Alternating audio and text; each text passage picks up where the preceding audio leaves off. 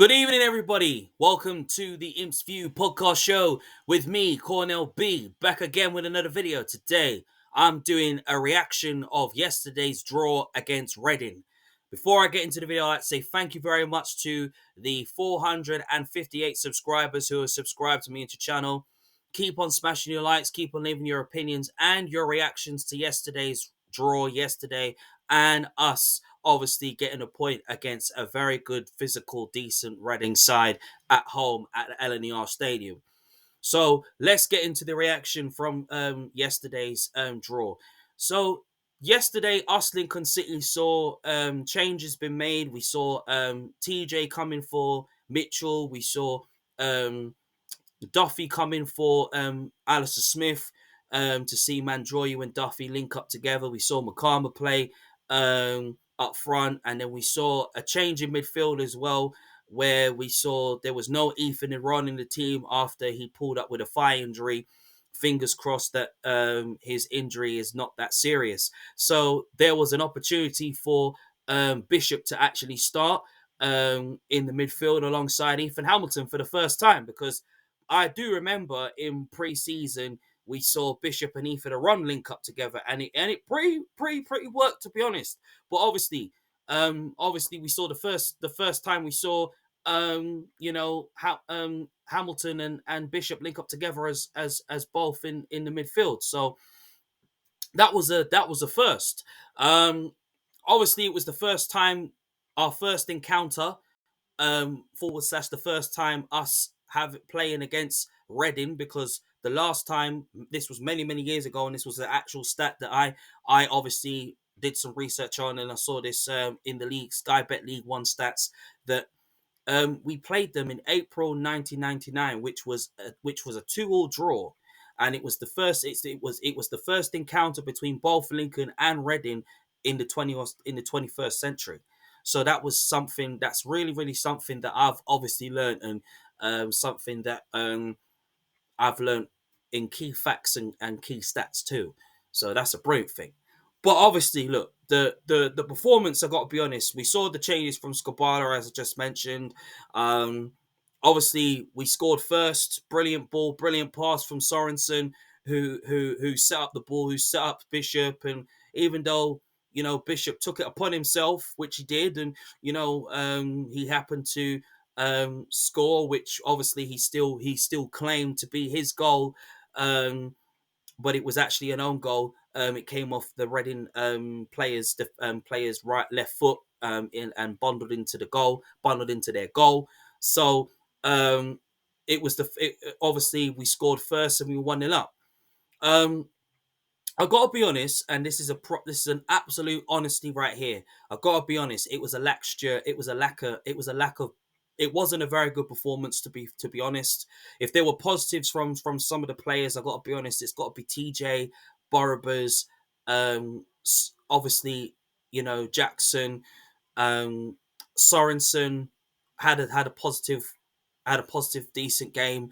I think realistically, I think there's a lot of talk about why Ali Smith is playing, why Makama is playing. I'm gonna come on to Makama in a minute and reflect on him realistically. There was no, obviously there's no bad attitude towards the players. There's no sort of, backlash that the players deserve, because they don't deserve it. They deserve, support and upliftment and motivation. It's just that it's the same thing again from what has happened, is that we are lacking in the final third. And, we've got to understand that obviously the reason why we're lacking in the final third is because there's no Walker, there's no House due to injury. And then, of course, we've only got two available strikers. And that's the reason why, our lack of our final third and our final three hasn't been in the team. And then there's no Rico, of course, which really pretty sucks. But obviously there's positives on Rico, that obviously that Rico is on the grass. He's not far away. He's got a few more to do, a few more training methods to do, and obviously he's got to go through some steps. Obviously through the medical staff and the team are really working hard for him to come back. But obviously we don't know exactly when he'll be back. But obviously he put out on Instagram this week that he's got a few more to do and then he'll be back. on the pitch. I'm looking forward to Rico Hackett coming back because obviously we've missed Rico Hackett and it's not been the same, with Rico, because when Hackett and Mandroyu link up together, then it's a different kettle of fish. And I think because Vale and Makama haven't got that sort of support where you could where obviously somebody could put a cross into the box and the person can get into that sort of good position to get onto the ball and tap the ball in the net. So, obviously, look, you got to give fair play to Reading. They were the better side, and they were. When we scored, which was still brilliant, we had a few good spells in the game, but then we started to drop off. And, obviously missing Ethan Aron was a big miss because when he's in the team, then he's like he protects our back three. And obviously we're more solid and more dominant when he's in the midfield. When he's not in the midfield, it's a bad thing. But it was, as I said, it was an opportunity for Teddy Bishop to come into the team and cement his place in the team. But obviously, hopefully when Ethan Aron comes back from the injury, then we're going to see a big difference in the midfield because obviously we've got to play Derby on Thursday, and it's going to be a very, very difficult game like how it was last season when we played them and we drew 2-2 with them, and then we lost in the Papa John's Trophy at the time before the name changed at their ground. So it to an experienced squad. So we know what Derby is capable of. But yesterday, to draw 1-1, then they had two goals disallowed, which we were very, very fortunate because we were very, very lucky that it wasn't 2-1, because the first goal, which was a blatant foul, because it was. I don't care what. I even heard the interview with Nibs, who actually who scored the goal, who scored the equalising goal for Reading, and he claims that obviously the first one the equalising goal should have stood. Where would it have stood? Your player fouled our player, right? The goal is disallowed. The second goal was disallowed, except that the goal was disallowed. Yeah, fair play. You scored a brilliant goal in the second half through Jensen's legs, which was fair play, a decent finish. But you're moaning and groaning that the equalising goal that your team scored should have stood. No, because then it would have caused loads and loads of controversy. And realistic and optimistically, you know, we got lucky. And to be honest, we did get lucky. We were very, very lucky that it wasn't 2-1. Because Jensen was pulled off, was tested. He pulled off some crucial saves. There was nothing he could have done about the equalising goal that we conceded. But we can't slap him for that because he kept us in the game again.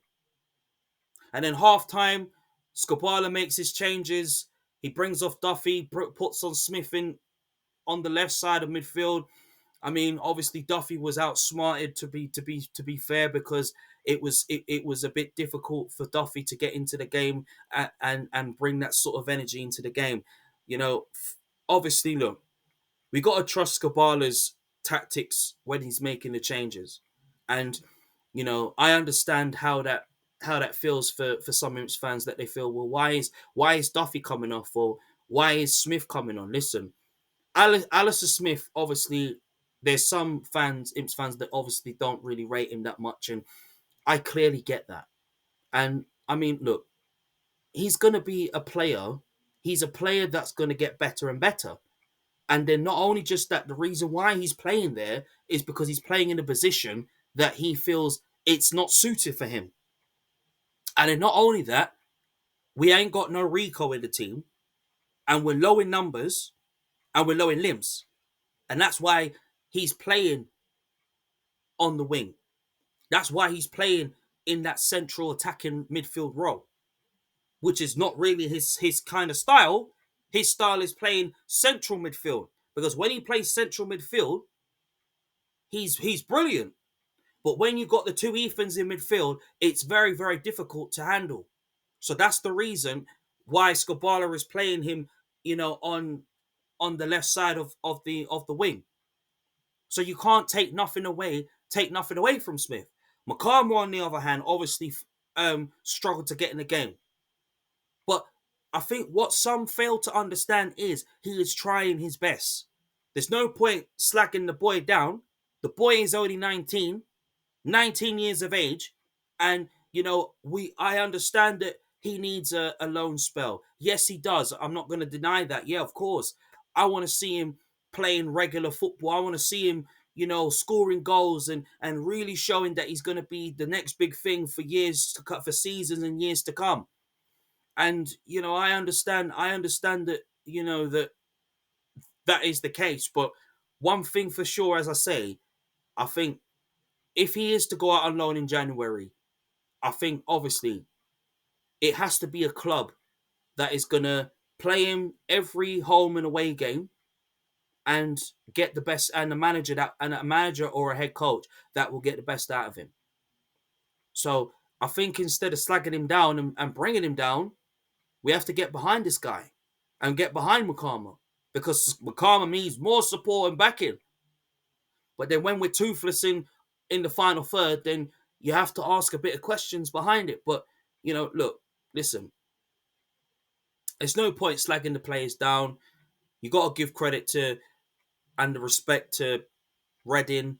They were the better side in from the first half and the second half. Second half was all Reading. They threatened us. They exploited our midfield. They exploited our defense. We were all over the place, and that's the reason why we drew. Obviously, next Thursday coming, we got to play against Derby. That's not going to be easy. That's going to be tough, and it's on their turf. And when you got players like Mendes Lang, you got players who can cause problems like they can. They're gonna look at that. They're gonna look at yesterday's game and say, "Well, there's some spot of weaknesses in this Lincoln City team because they're toothless going forward," which is true. We are toothless because that's the reason why our attack hasn't really excelled as much. I mean, we're all looking excited for Hackett, looking all excited for Moylan to come in January. That's the aim of the game, and to bring new additions to our team, and to bring a striker, but a permanent striker who can actually who will score goals and get us up the table. Especially that we're 5 points off the playoffs, and we're still in ninth place, despite that we might be overachieving because of injuries. But we can't let that stop us from doing what we're doing. Look, we've got other games coming up now. We got Derby to come on Thursday. That's going to be tough. I think I could see that being a draw.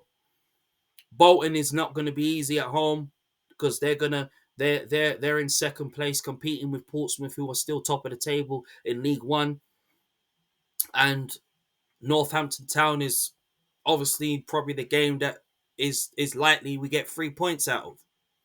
So I think if we can get a point out of the bigger teams, it'd be nice to get a win. I'll probably say 2-1, 2-3-1 to us, but it's never gonna be easy at Derby's ground. Bolton coming to us is gonna be even harder because of the players they have.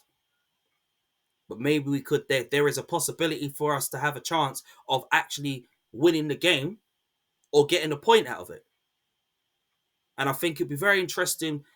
The lineup will be very interesting on Thursday. I mean, if I was Skobala, I would definitely play Vale in that game, and have Vale, Duffy, and Shadipo. But I think for me, if I'm Skobala and I can't believe I'm saying it, I want to see Shadipo play in this game. I want to see Shadipo play against Derby. Have Shadipo and Mandroyu, because last week, even though we lost the game to Accrington Stanley, yeah, we realistically saw an impact from Shadipo. And even though Shadipo is on a short-term contract till January, up to January, this could be the chance to see Shadipo actually, show something. Show what we're missing. Show what something that we haven't got in the final third. Because we are realistically toothless. And until Moylan comes in, until Skabala works his magic in January, which he will, and get maybe one or two strikers to come. There might be a few outgoings to raise the funds. It's just gonna go on and on and on. So yesterday's result, we got a point, which was brilliant, but it wasn't the best of performances from us, and especially in the final third, and we couldn't we wasn't able to curate anything or put crosses into the box. We all know what Mandroya can do, and obviously I think we know we're missing Rico Hackett in this, and I miss Rico Hackett's presence really, to be honest. But it's not long now before he comes back, and I'm looking forward to him. And then January, I'm looking forward to Moylan. So there's a lot of great things, wicked things to look forward to. But yesterday's result, wasn't the best of performances, and I've got to be honest. We're seeing the best of TJ Omer. We're seeing the best of Jackson. We're seeing the best of Barabas this season. Best right wing, best left wing back. We've got, obviously, despite we've got Brown on the left, Brown who can also play there. O'Connor, decent game. Sorensen, decent. The others, listen, brilliant for Bishop to get his third goal of the season. I'm proud of him. He needs to keep on digging and keep on making his impact known, and really, really dig deep, because this boy has got lots of potential, has got a lot to offer. But yesterday, you got to say fair play to Reading on their performance and how they really worked hard to really get the point and smash and grab it. We wasn't at our best, and I'll be honest. But if I had one little plea for Michael Skabala, play Shadipo on Thursday. Because if Shadipo gets played on Thursday, man, draw you in Shadipo, Vale up front. If this is a plea to Michael Skabala, this is the team that I would go with against Derby. Because Derby, we're going to be up against it. And I'm going to say it. Jensen in goal. Sorensen. Jackson. O'Connor. Mitchell. Barabas. Midfield. Ethan Aron, if fully fit. And Ethan Hamilton in midfield. On the wing, Mandroyu on the right, Vale up front, and Shadipo. Because I think it's the best time right now to unleash Shadipo to play against Derby. And I will be thrilled if Michael Skabala does that. I would love to see Shadipo play up front. It would be class. Not up front, but on the wing. Because realistically, I think Shadipo's impact is the one thing that can unlock any defense. So if I was Skabala right now, I would unleash Shadipo on Thursday against Derby. Put him on the wing. No respect towards Duffy. Even though I'd probably play Duffy on the left as a left wing back, but got Barabas there, man. It's about giving the fringe players a chance. And I think this Shadipo has the chance to do something special. Big up Michael Skabala and big up Lincoln City Football Club. Smash a like on my YouTube video. Thank you very much for watching the Imps View podcast show. Love to hear your opinions and your thoughts about yesterday's game. Who do you think should start against Derby? Love to hear what you guys think. Should Shadipo start against Derby? Or should he go with Dylan Duffy? Or should he go with Dylan Duffy on Thursday? I'd love to hear what you guys think. Thank you for watching the Imps View podcast show. See you soon.